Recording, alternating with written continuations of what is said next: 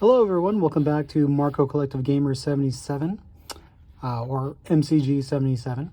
Today we'll be unboxing this Hori split pad for the Nintendo Switch. Decided on the red version. Had gotten some great Amazon gift cards for Christmas from my wife and decided to use it to get this. It was actually on sale. It was only $42 from about 2 days ago right on Amazon. So it's a good thing that they're on sale. They are selling other colors like blue, black, which was the original one. They also have a Pac-Man special edition, and I think I can't remember what the other edition was. However, those are selling for a higher price as far as the Pac-Man and the other special edition. The blue and red were on sale, and then the red was cheaper by about 50 cents at 42 and change. So decided to go ahead and pick it up. I do like the look of this. This is great, as sometimes the Joy-Cons themselves are just a bit too small for adult-sized hands when it comes to playing, say, twin-stick shooters. There's just not as much range of movement in the analog sticks. So I think this should definitely remedy some of that. Alright, so here we are now taking a look at the packaging a little bit longer. A couple of shots of the front, side. Pretty simple, but a pretty decent design. Gives you some of the extra details. This, of course, does not have any batteries. It doesn't have any NFC wireless communication, so you couldn't use it separate from the unit itself, so it does have to be docked. At least with the unit, I mean. Alright, of course, opening up, needing to use my handy dandy X-Acto knife. That way I can at least keep the box somewhat in good condition. I am one of those types that like to keep my boxes for some unknown reason, even the smaller ones for accessories such as this.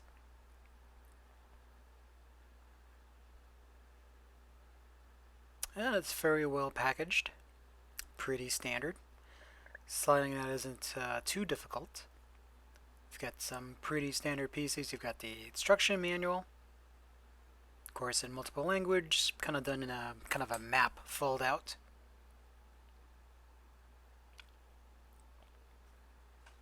And you've got the split pad itself, of course individually wrapped in some anti-static kind of foamy material, or styrofoam, maybe paper material. They are surprisingly light. I do like the fact that it does have a D-pad, especially in comparison to the Joy-Con itself. As you can see, it's definitely much larger. The analog sticks does have a good kind of range and feel to them. It's got a decent amount of tension. It's definitely much better for first-person shooters and also for adult hands if you're, of course, using it for FPSs and things like that. Even for platformers, I think. The D-pad's pretty decent as well for fighting games, at least from what I was able to play a little bit later on. The trigger buttons are a little bit larger. There's also some extra programmable buttons there that you can design with the new Switch operating system.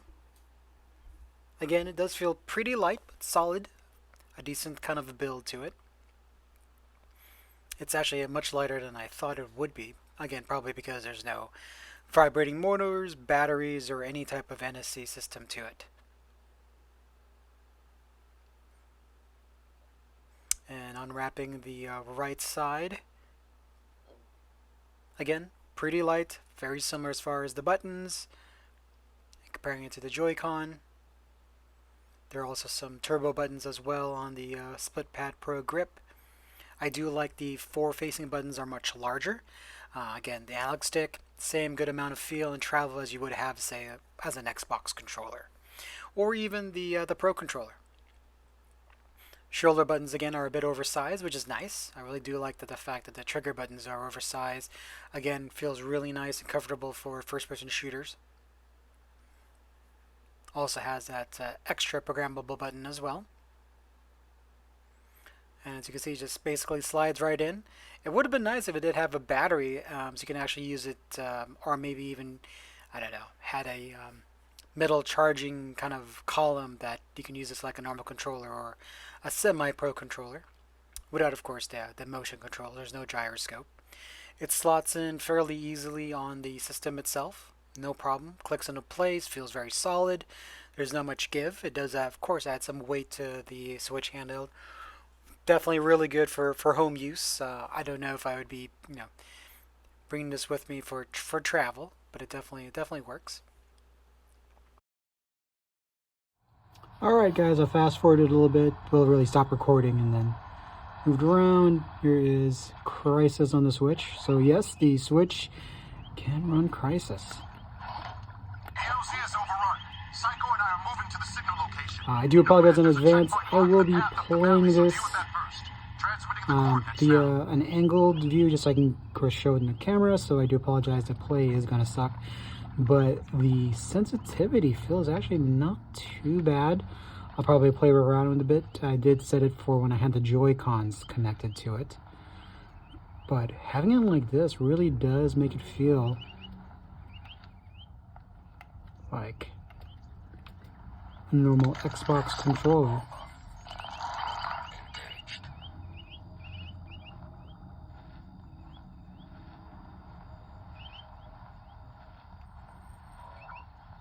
I'm going to play around a little bit here.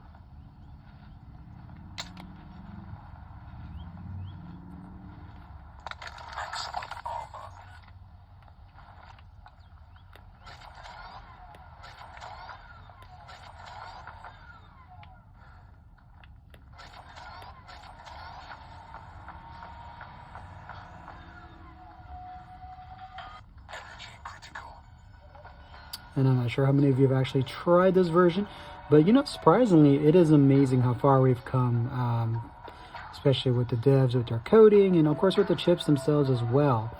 The fact that a small unit like this that barely has, 10, maybe, I think it's between 7 and 10 watts as far as thermal power, can power and play Switch with some decent effects.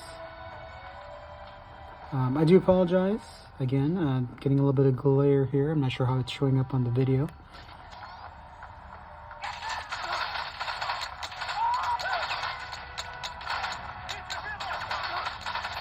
Yeah, I think I'm gonna have to play with the sensitivity settings on the analog sticks, but that can be done via the system menu. Again, I mentioned it's kind of set the sensitivity to the Joy-Cons, and I reduced them a little bit as they were a little too twitchy. So I'm definitely gonna have to reduce them for this type of game here. And realistically, this is really the reason why I got these twin sticks, they split sticks, so I can play it on the Switch, especially with first-person shooters, and it feels better. Doesn't feel quite so ungainly having to aim. Though now the ungainly part is, of course, trying to record this at an off angle. Get to that checkpoint. Use speed mode. So let me close that off for now. I do like the D-pad here. Let's take a look at.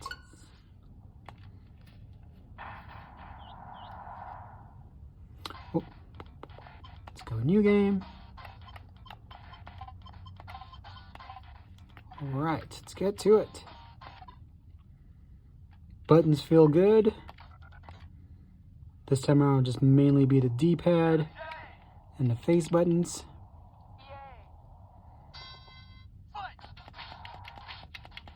So I'm gonna have to remap a little bit here. Otherwise, not too bad.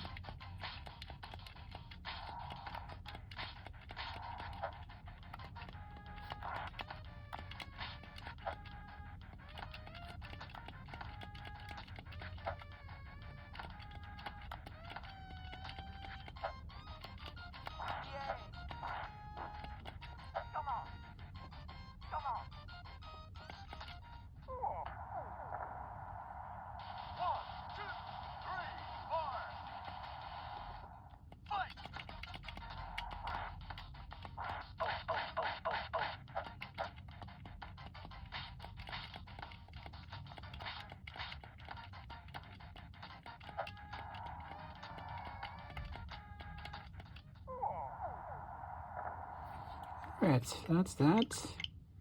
Let's go even more old school.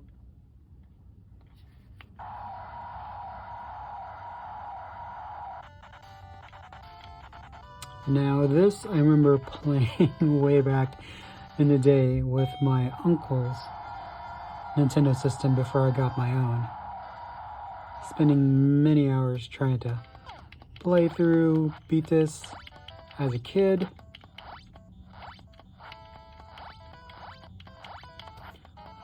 Do have to figure out why it's always trying to figure out the name.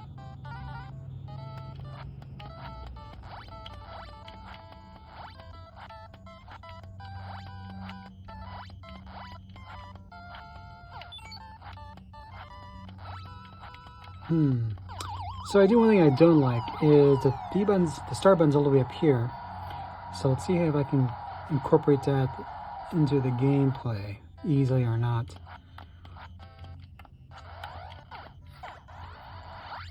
Yeah, you can press the start button for that, but you do have to move the controller a bit, especially the way I'm holding it, in order to be able to. And as you saw, I just got hit because I had to move and switch my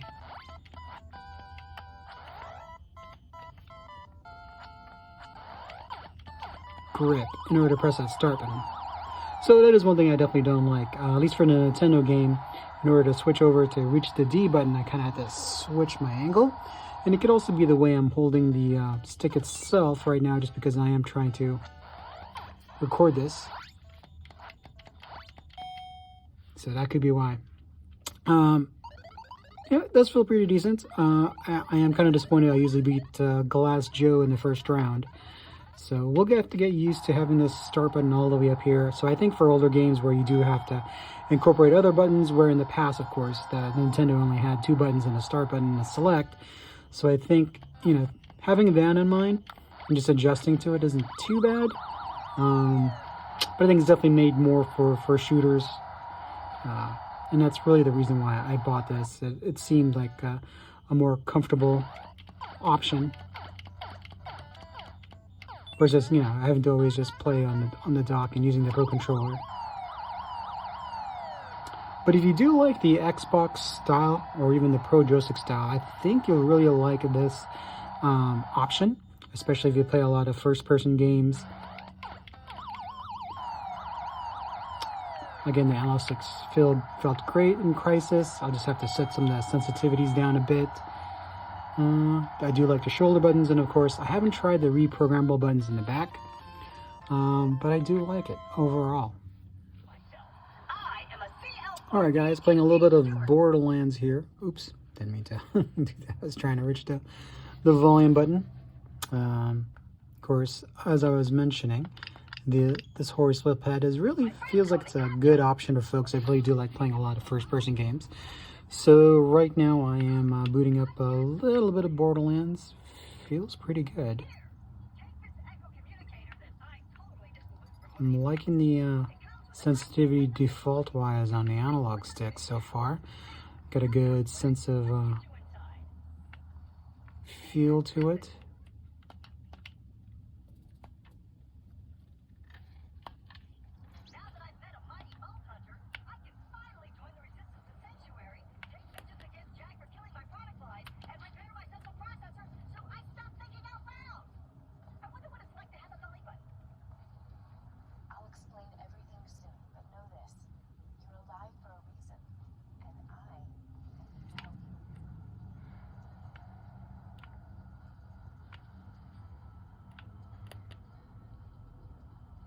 And I do admit it is a little tough playing at an off angle. But otherwise it feels really comfortable.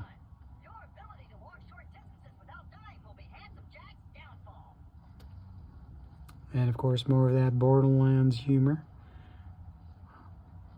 If you folks haven't played this and you're a fan of first-person shooters, I do recommend, at least with a story, and you don't mind the grindathon, the elbow style, I do recommend Borderlands.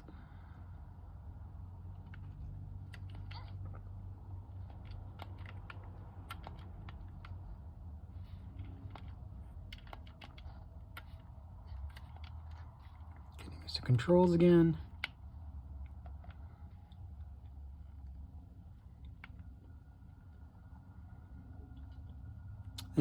reason why these are semi-cheap or cheaper is that and of course why it's lighter, there's not a lot of there's no rumble, there's no batteries, and there's no motion control either. I think that is offset by the fact that it does have a better range for the analog sticks. It feels a little bit more natural, especially if you're a fan of these type of games, you know, first-person shooters or first-person games like, say, you know, Skyrim, open world type, especially in the first-person view.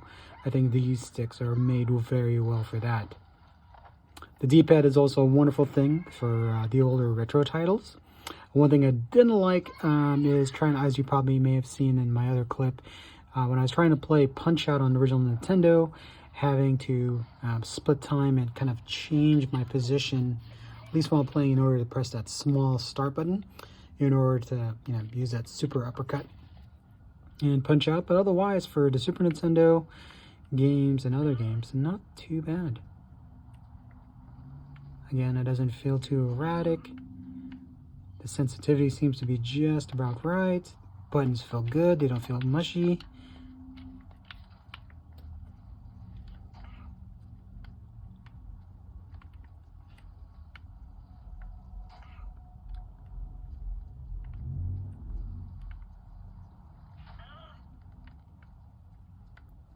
Zooming in. Sticks feel pretty good. You know, overall, I think if you're a fan of these type of games, this is a good option to have, especially if you're not wanting to play or use the smaller Joy-Cons. It does make things a lot harder. So that's it. Again, this is going to be just a quick overview of the Hori split pad. Again, I recommend it if you're a fan of first-person shooters, first-person games like Elder Scrolls Skyrim. It feels great in hand. And especially if you're not playing it off angle like I am, I think you'll love this even more. I will try to play around a little bit more and see if there's anything that I don't like. Again, the only thing so far I don't like is the small start button here. I did have to kind of try to switch my grip a little bit in order for that Nintendo game. But otherwise, besides playing Punch-Out, it feels great. Again, it's pretty decent build quality. You do have a programmable third back button here if there was another game that really used it, or you just wanted to program a custom action towards that button.